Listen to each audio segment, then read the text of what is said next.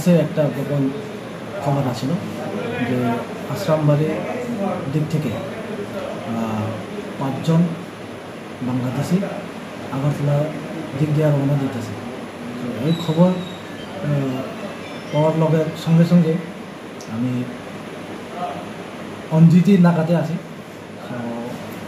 তো নাকাতে গাড়ি তারে স্টপ করছে। নাকাটা কোন জায়গা ছিল স্যার? বেলসং নাকা। তো ওদের নাম কি? ওদের নাম হিসেবে বাবলু দাস, লুতন দাস, পঙ্কজ সরকার, নিকলু সরকার আর রূপন দাস। বাড়ি কোথায় তাদের?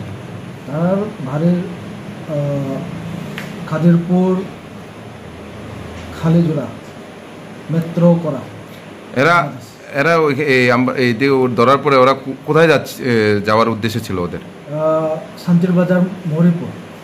প্রাথমিকভাবে কি বলেছে ওরা, কেন এসেছে ভারতে? তারা এখন কিছু তো বলেনি, এখন ইনভেস্টিগেশন চলছে। তো ওদের কাছ থেকে কোনো কিছু পেয়েছেন? বাংলাদেশি কারেন্সি, ইন্ডিয়ান কারেন্সি, কত? Bangladeshi I card. কয়জনের আই কার্ড পেয়েছেন? 2 জন। 2 জন।